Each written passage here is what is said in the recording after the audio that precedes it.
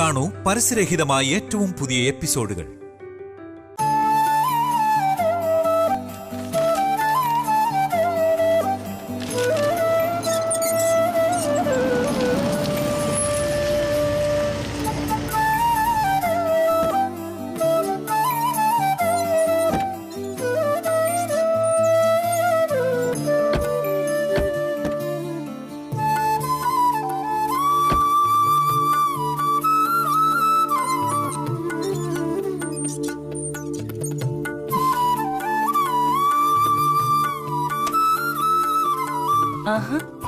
ഇതെന്താ തിരിച്ചു വന്നത്? എന്തുപറ്റി? പോയില്ലേ മോളെ? അമ്മേ, അത് കാറ് വഴിയിലായി പോയത് കാരണം ലേറ്റായി.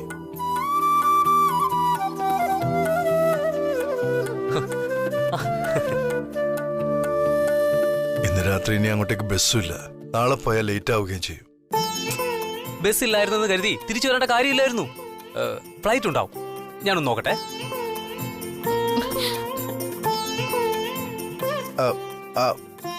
അത് ഞാൻ നോക്കിയേക്കൂ. ഫ്ലൈറ്റ് ഒന്നും അവൈലബിൾ അല്ല.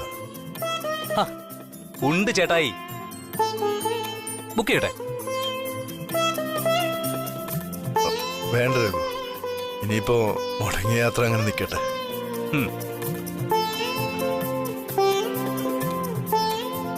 അല്ല, യാത്ര പോകാൻ പറ്റാത്തതുകൊണ്ട് ഏട്ടത്തിയുടെ മുഖത്തൊരു മ്ലാനതയില്ലേ എന്നൊരു സംശയം.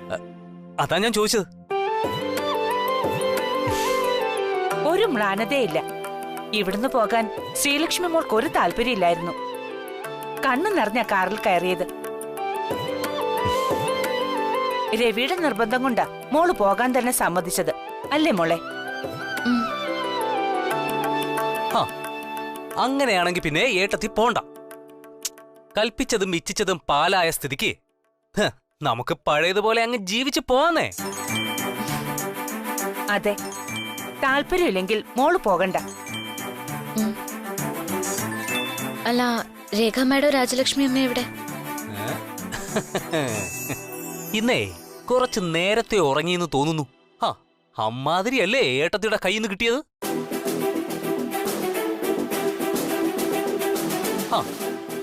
ഇനി അതിന്റെ പേരിലൊരു മാപ്പ് പറച്ചിലൊന്നും ഏട്ടത്തി നിൽക്കണ്ട. ആ ഒരു കാര്യത്തിൽ ഇവിടെ ആർക്കും ഏട്ടത്തിയുടെ അടുത്ത് ഒരു പരിഭവവും ഇല്ല.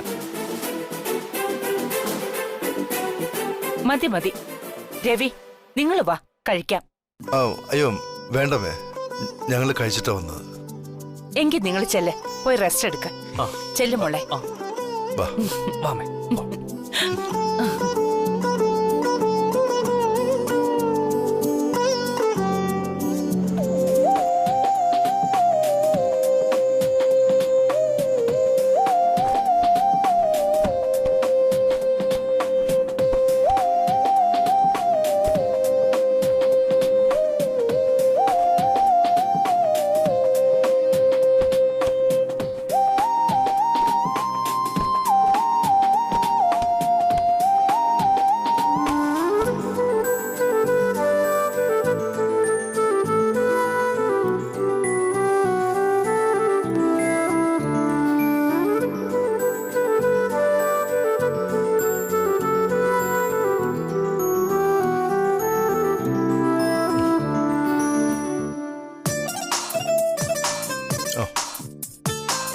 സാറിന് കിടക്കാൻ ബെഡൊക്കെ റെഡിയാക്കിയിട്ടുണ്ട്.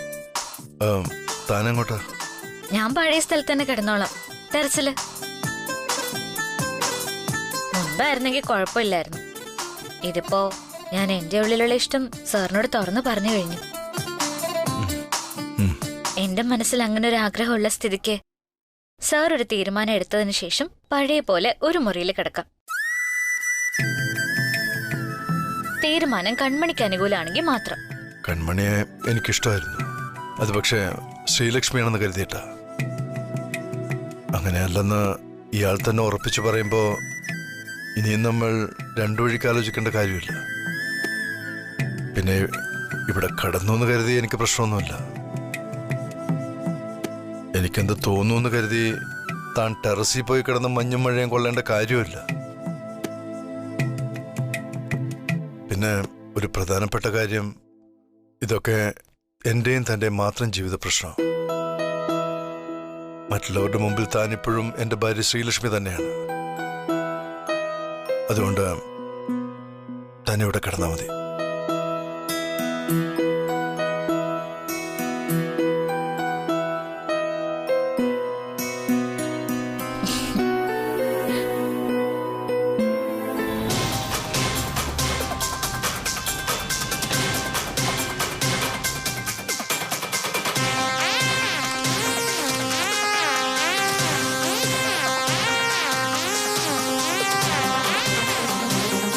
Good morning Rajaram sir. Good morning. ഞാൻ സാറിനെ തിരഞ്ഞ് ക്യാബിനിൽ പോയിരുന്നു, അവിടെ കണ്ടില്ല. അതാ ഇങ്ങോട്ട് വന്ന് നോക്കാമെന്ന് കരുതിയത്. അങ്ങനെ എന്നെ തിരഞ്ഞിറക്കണമെങ്കിൽ എന്തോ വലിയ കാര്യം സാന്ദ്ര മേഡത്തിന് എന്നോട് പറയാനുണ്ടായിരിക്കണമല്ലോ. അതെ, ഒരിക്കലും സംഭവിക്കില്ല എന്ന് ഞാൻ മനസ്സിൽ ഉറപ്പിച്ച ഒരു കാര്യം, ഒരു വലിയ കാര്യം, അത് സംഭവിച്ചു. അതെന്താണ് അത്രയ്ക്ക് വലിയ കാര്യം? ശ്രീലക്ഷ്മി വർമ്മൻ വില്ലയിലേക്ക് തിരിച്ചു വന്ന കാര്യം. ആഹാ, രാവിലെ നല്ല ന്യൂസ് ആണല്ലോ കേൾക്കുന്നത്. ഈ ഒരു കാര്യത്തില് രാജാറാം സാറിന് എന്ത് തോന്നുന്നു? ഇന്നലെ സാന്ദ്ര മേഡം പറഞ്ഞതാ ശരി. പ്രണയം കൊണ്ട് ബന്ധിക്കപ്പെട്ടതാ രവിയും ശ്രീയും. ഞാൻ പറഞ്ഞില്ലേ, അങ്ങനെയാണെങ്കിൽ ആ പ്രണയം തന്നെ അവരെ രക്ഷിക്കുമെന്ന്. സത്യമായ പ്രണയം, അതാണ് എനിക്ക് തോന്നിയത്. ശ്രീലക്ഷ്മി തിരികെ വരാൻ നിമിത്തമായ വേറെ ആരെങ്കിലും ഉണ്ടാവോ?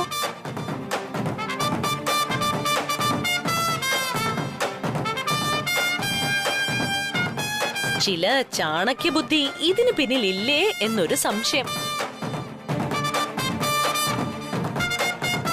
സാന്ദ്ര മേഡം എന്നെയാണ് ഉദ്ദേശിച്ചതെന്ന് എനിക്ക് മനസ്സിലായി. ശ്രീലക്ഷ്മി ഇതിനോടകം പറഞ്ഞു കാണുമല്ലോ എന്താ സംഭവിച്ചെന്നൊക്കെ. ഒരിക്കലും പിരിയരുതെന്ന് ആഗ്രഹിച്ചിരുന്നവര് രവിയും ശ്രീയും. അവസാന ശ്രമം പോലെ ഞാനൊരു വഴിയൊരുക്കി കൊടുത്തന്നേ ഉള്ളൂ. അതിൽ വലിയ ചാണക്യ ബുദ്ധിയൊന്നുമില്ല മേഡം. ശ്രീലക്ഷ്മി തിരികെ വന്നത് സന്തോഷം തന്നെ.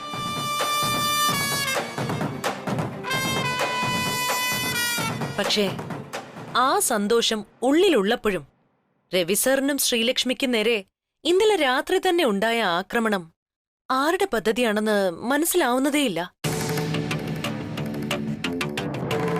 നമ്മുടെ സംശയത്തിന്റെ നിഴലിലുള്ള രാഗസുധയ്ക്ക് ജയിലിനുള്ളിൽ നിന്ന് ഇത്രയൊക്കെ ചെയ്യാൻ സാധിക്കുമോ?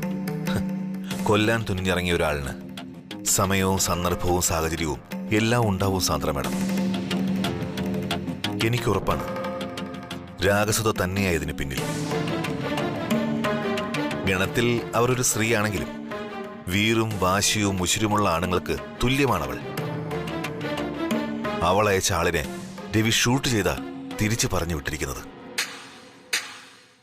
ബുള്ളറ്റ് തുളച്ചു കയറിയത് അവന്റെ ശരീരത്തിലാണെങ്കിലും അതിന്റെ വേദന മുഴുവൻ രാഗസുധയ്ക്കാവും. ഈ ഒരു പ്രശ്നത്തിന്റെ ആഘാതത്തിൽ അവൾ അടുത്ത് ചെയ്യാൻ പോകുന്നത് എന്താണെന്ന് നമുക്ക് ഊഹിക്കാൻ പോലും കഴിയില്ല. രവിയുടെ ജീവനിൽ കുറഞ്ഞതൊന്നും അവൾ ആഗ്രഹിക്കില്ല, അതെനിക്ക് ഉറപ്പാ. സാർ, ഇനിയപ്പോ നേരിടണം. ആ കർമ്മം ചെയ്യാൻ ഇനി അധികം കാത്തിരിക്കേണ്ടി വരില്ല.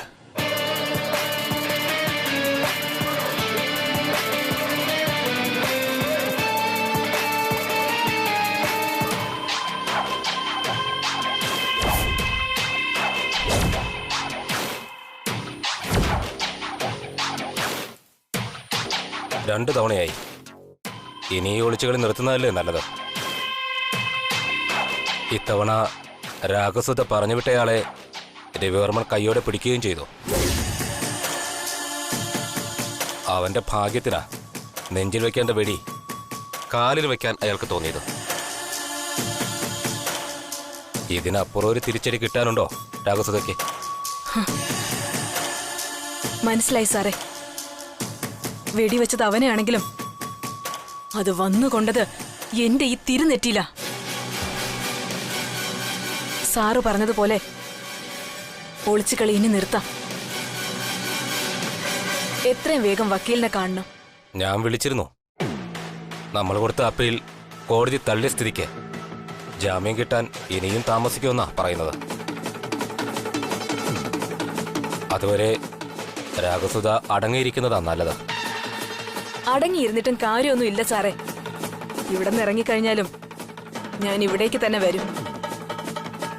ഞാൻ ഇവിടെ നിൽക്കുന്ന ഓരോ നിമിഷവും എന്റെ ആലോചന ഞാൻ ഇവിടെ അനുഭവിക്കുന്നതിനെ കുറിച്ചല്ല. ആ ഓരോ നിമിഷവും അവൻ ജീവിച്ചിരിപ്പുണ്ടല്ലോ എന്ന് ഓർത്തിട്ടാ. പറയുന്നത് കൊണ്ട് രാഘസുധ വേറൊന്നും വിചാരിക്കരുത്. വേണ്ട, അതെന്നോട് പറയണ്ട. കാരണം എനിക്കറിയാം സാർ എന്താ പറയാൻ പോകുന്നേന്ന്. അങ്ങനെ ഒരു ഉപദേശത്തിലോ ഉപദേശം കേട്ടുള്ള തിരിച്ചറിവിലോ ഉപേക്ഷിക്കാൻ പറ്റുന്നതല്ല ഈ രാഘസുധയുടെ ലക്ഷ്യങ്ങള്. തീരുമാനിച്ചുറപ്പിച്ച് രാഘസുധ ആയുധം എടുത്തിട്ടുണ്ടെങ്കിൽ ചോര കണ്ട് അത് തിരികെ വയ്ക്കൂ. എന്റെ മനസ്സിൽ ഞാനൊന്ന് കണക്ക് കൂട്ടിയിട്ടുണ്ട്. അതെല്ലാം അതുപോലെ നടന്നാല് അവസാനത്തൊരു മരണക്കളിക്ക് വർമ്മം വില്ല വേദിയാകും. അതിനെനിക്ക് സാറിന്റെ സഹായം വേണം.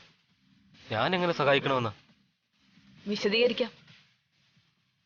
ആ ഉപകാരം സാർ എനിക്ക് ചെയ്തു തരുന്നതിന് സാറിന്റെ 1 വർഷത്തെ ശമ്പളവാ ഞാൻ തരുന്ന അഡ്വാൻസ്.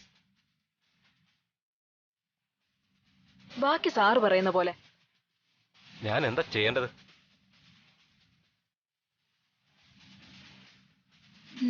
പറയാം.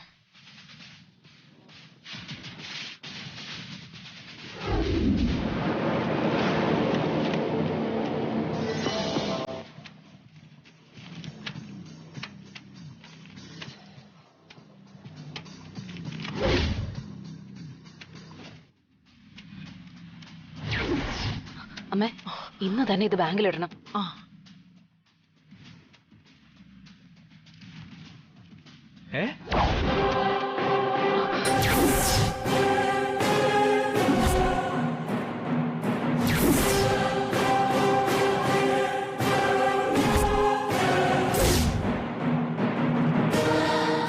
ഇതോടെ ഇത്രയും പണം?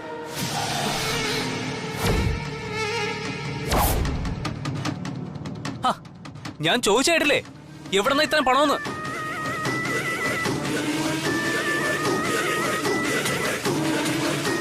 അത് പിന്നെ ഞാനൊരു ഷെയർ മാർക്കറ്റിൽ കുറച്ച് പണം ഇൻവെസ്റ്റ് ചെയ്തിട്ടുണ്ടായിരുന്നു. അതിൽ നിന്ന് കിട്ടിയ ലാഭം ഇത്.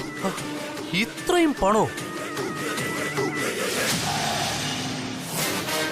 രഘുവിന് എന്താ ഒരു വിശ്വാസക്കുറവ്? പിന്നെന്തിനാ ഈ പണം വീട്ടിൽ സൂക്ഷിക്കുന്നേ? അത് ബാങ്കിലേക്ക് അമ്മ പണം കൊണ്ട് പോവാ രഘു. അല്ല, രഘു എന്തിനാ ഇപ്പൊ ഇങ്ങോട്ട് വന്നേ? ഞങ്ങളെ വെറുതെ സംശയിക്കാനോ? ഇന്നലെ മുതലേ രണ്ടാളെയും താഴേക്ക് കണ്ടില്ല, അതുകൊണ്ട് തിരക്കി വന്നതാ. തിരക്കി വന്നിട്ട് എന്താ വിശേഷം? അവിടെ കാഴ്ച ഒരുക്കി വെച്ചിട്ടുണ്ടോ? ബൂമറാങ് പോലെ പോയ അതേ സ്പീഡിൽ തിരിച്ചു വന്ന രഘുവിന്റെ ചേട്ടായിയെ കാണാനാണെങ്കിൽ ഞങ്ങൾക്ക് അതിനോട് ഒരു താല്പര്യവും ഇല്ല.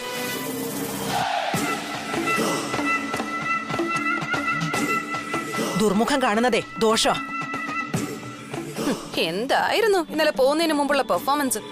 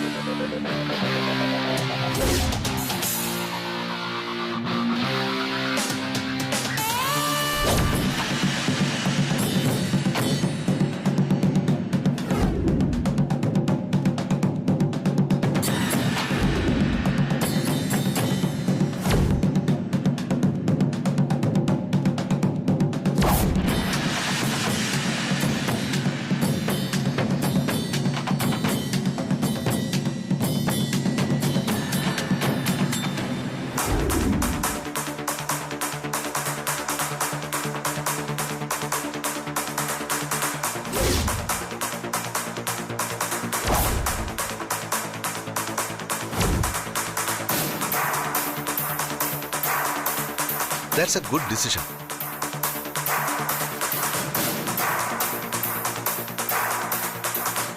പറഞ്ഞു വിടാൻ പോയ നീ തന്നെ അവളെ തിരികെ വീട്ടിൽ കൊണ്ടുവന്നത് നന്നായി. അത് ശ്രീലക്ഷ്മി ആയാലും കൺമണി ആയാലും എന്നും നിന്നോടൊപ്പം തന്നെയാ ഉണ്ടാവേണ്ടത്. ഒരു കാര്യത്തിന് വേണ്ടിയും നിങ്ങൾ തമ്മിൽ അകലരുതെന്നാണ് എന്റെ അഭിപ്രായം. എന്റെ ആഗ്രഹവും അത് തന്നെയാണ് രാജാറാം. പക്ഷേ താൻ ശ്രീലക്ഷ്മിയാണെന്ന് എന്നോട് ഇപ്പോഴും അവൾ പറഞ്ഞിട്ടില്ല. അവിടെയാ എനിക്ക് അൺസർട്ടനിറ്റി. ഇനി എന്തിനാ അത് ചെയ്യാൻ നിൽക്കുന്നേ? അവൾ പറഞ്ഞാലും പറഞ്ഞില്ലെങ്കിലും നീ വിശ്വസിക്കുന്നത് നീ വിശ്വസിച്ചാ പോരെ. സ്വന്തം മനസാക്ഷിയല്ലാതെ ആരെ ബോധ്യപ്പെടുത്താനാ? ഇവിടെ ഇപ്പൊ എന്റെ ചോദ്യം അതല്ല. ഇന്നലെ രാത്രി ഒരുത്തൻ നിന്റെ പിന്നാലെ വന്നെങ്കിൽ നീ അവനെ ഒരിക്കലും ജീവനോട് പറഞ്ഞയക്കരുതായിരുന്നു. അതെന്തിനാണെന്ന് മാത്രം എനിക്ക് മനസ്സിലായില്ല. അത് ഞാൻ മനഃപൂർവ്വം ചെയ്ത രാജാറാം. ഒരു വലിയ മീനിനെ പിടിക്കാൻ ചെറിയ മീനിനെ ഇരയാക്കിയെന്ന് മാത്രം. എന്ന് പറഞ്ഞ സിമ്പിൾ. ജയിലിൽ നിന്നും രാഗസുധ ഇറങ്ങി നേരെ വരേണ്ടത് എന്റെ അടുത്തായിരിക്കണം. ഇനിയും അവളുടെ ഇത്തരം ഒളിപ്പോരുകൾക്ക് ഇടം കൊടുക്കരുത്. എല്ലാത്തിനും ഇനിയെങ്കിലും ഒരു അവസാനം ഉണ്ടാക്കാൻ സമയമായി എന്നെന്റെ മനസ്സ് പറയുന്നു. കൊള്ളാം. ശത്രുവിനെ പ്രകോപിപ്പിച്ച് മുന്നിലെത്തിക്കുക എന്ന ചാണക്യ തന്ത്രം. ഇനിയിപ്പോ നീ വരച്ചിടുന്ന കളത്തിലേക്ക് സർവശക്തിയുമായി രാഗസുധ എത്തുമെന്നർത്ഥം. കറക്റ്റ്. ഒരു അവസാന അംഗത്തിന് നാം തന്നെ നിലമൊരുക്കിയ സ്ഥിതിക്ക് രാഗസുധ മുന്നിലേക്ക് വരുമ്പോൾ സർവ്വസന്നാഹങ്ങളുമായിട്ട് നമ്മൾ തയ്യാറായിരിക്കണം രാജാറാം. ഒരു നിമിഷത്തെ അശ്രദ്ധയിൽ പോലും ആരുടെയും ജീവൻ പോകാനിടയാകരുത്. പ്രത്യേകിച്ച് കൺമണി എന്ന ശ്രീലക്ഷ്മിയുടെ. കൺമണി എന്ന ശ്രീലക്ഷ്മി? നീ ഇപ്പോഴും അവൾ ശ്രീലക്ഷ്മിയാണെന്ന് വിശ്വസിക്കാൻ തയ്യാറല്ലേ? എങ്ങനെ വിശ്വസിക്കും രാജാറാം? എങ്ങനെ? അവൾ തന്നെ സ്വന്തം നാവുകൊണ്ട് പറയുകയല്ല താൻ കൺമണിയാണെന്ന്. പക്ഷെ രവി, വേണ്ട.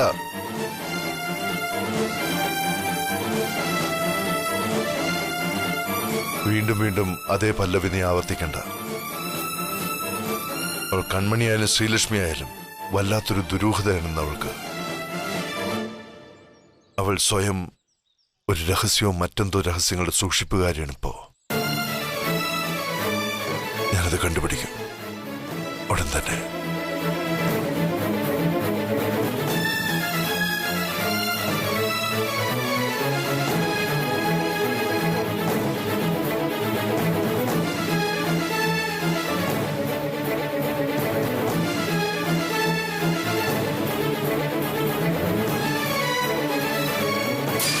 വാട്ട്? സത്യമാണോ ശ്രീലക്ഷ്മി മാഡം ഈ പറയുന്നേ? വിശ്വസിക്കാൻ പറ്റുന്നില്ല എനിക്ക്. വിശ്വസിച്ചേ പറ്റൂ. വീഡിയോ ക്ലിപ്പ് കാണിച്ച് എന്നെ ഇത്രയും ദിവസവും കബളിപ്പിച്ചോണ്ടിരുന്നത് രേഖ മാഡവും രാജലക്ഷ്മി അമ്മയായിരുന്നു. പക്ഷേ ഫോണിൽ സംസാരിച്ചിരുന്നത് ഒരു പുരുഷനാണെന്നല്ലേ ശ്രീലക്ഷ്മി മാഡം പറഞ്ഞത്? ശരിയാണ്, അതൊരു പുരുഷനായിരുന്നു. ഗർഭിണിയല്ലാതിരുന്നിട്ടും വാടക ഗർഭം തരപ്പെടുത്തി എല്ലാവരെയും പറഞ്ഞു പറ്റിച്ചവർക്കാണോ ഒരു പുരുഷന്റെ ഫോൺ സംഭാഷണത്തിന് പ്രയാസം? ഫോൺ ചെയ്യാനും ക്യാഷ് ഷെയർ ചെയ്യാനും ആരെയും അവർ വാടകയ്ക്ക് എടുത്തിട്ടുണ്ടെന്ന് ഉറപ്പാ. ഏതായാലും സംഗതി സൂപ്പർ. ഒരേ കൂരയ്ക്ക് കീഴിൽ താമസിച്ച് എന്നും പരസ്പരം കാണുന്നവര് തന്നെ തോളിലിരുന്ന് ചെവി തിന്നുക. Bloody rascals. ഇനി കൂടുതലൊന്നും ആലോചിക്കാനില്ല മാഡം. ഈ കാര്യം എത്രയും പെട്ടെന്ന് നമുക്ക് രവി സാറിനെ അറിയിക്കണം. ഞാനിപ്പോ തന്നെ വിളിക്കാം സാറിനെ. വെയിറ്റ്, ഒരു മിനിറ്റ്. ഞാൻ ഇതിനെക്കുറിച്ച് നന്നായിട്ട് ആലോചിച്ചു. പക്ഷേ ഈ കാര്യം രവി സാർ അറിയുമ്പോൾ സാർ എന്നോട് ചോദിക്കുന്ന ചില ചോദ്യങ്ങളുണ്ട്. അതിനാണ് ചിലപ്പോ എനിക്ക് ഉത്തരം പറയാനാവാത്തത്. പിന്നെ എങ്ങനെ ഇത് ഡീൽ ചെയ്യണമെന്നാ മാഡം പറയുന്നേ? എനിക്ക് തീർച്ചയുണ്ട്. രേഖ മാഡം ഒരു പാവ. പക്ഷെ രാജലക്ഷ്മി മാഡം നമ്മൾ ഉദ്ദേശിക്കുന്ന ഒരാളല്ല. ആ സ്ത്രീ ഒറ്റൊരാളുടെ കുതന്ത്രം ഇതെല്ലാം. സ്വന്തം അമ്മയുടെ സഹായം ഇല്ലാതെ ഒറ്റയ്ക്ക് രേഖ മാഡത്തിന് ഇങ്ങനൊന്നും ചെയ്യാൻ കഴിയില്ല. ഉറപ്പാ എനിക്ക്. ശരിയാ. ചില പെറ്റമ്മമാര് പോറ്റമ്മമാരെക്കാളും അപകടമായിട്ട് മാറാറുണ്ട്. മക്കളോടുള്ള സ്വാർത്ഥത അവരെ കൊണ്ട് പലതും ചെയ്യിപ്പിച്ചു എന്ന് വരും.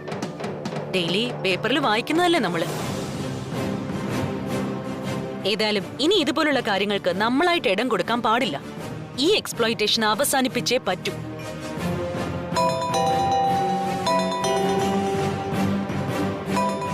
അൺനോൺ നമ്പറിൽ നിന്നോ? അയാള് തന്നെയാണെന്നാ തോന്നുന്നത്. മാഡം എടുക്ക്. എന്താ പറയുന്നെന്ന് കേൾക്കാലോ. ആവശ്യം പഴയതുപോലെ ക്യാഷ് ആണെങ്കിൽ സമ്മതിച്ചേക്ക്.